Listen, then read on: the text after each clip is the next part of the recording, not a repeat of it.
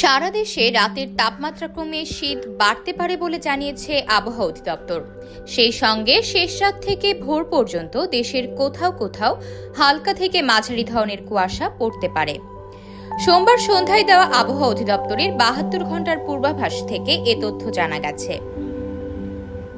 এতে বলা হয়, অস্থায়ীভাবে আংশিক মেঘলা আকাশ সহ সারা দেশের আবহাওয়া শুষ্ক থাকতে পারে। সারা দেশে রাতের তাপমাত্রা সামান্য কমতে পারে এবং দিনের তাপমাত্রা প্রায় অপরিবর্তিত থাকতে পারে।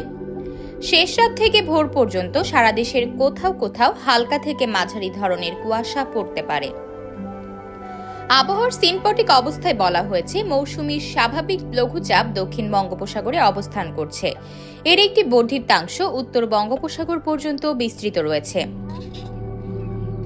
এদিকে আগামীকাল বুধবার সন্ধ্যা 6টা পর্যন্ত অস্থায়ীভাবে আংশিক মেঘলা আকাশ সহ সারা দেশের আবহাওয়া শুষ্ক থাকতে পারে।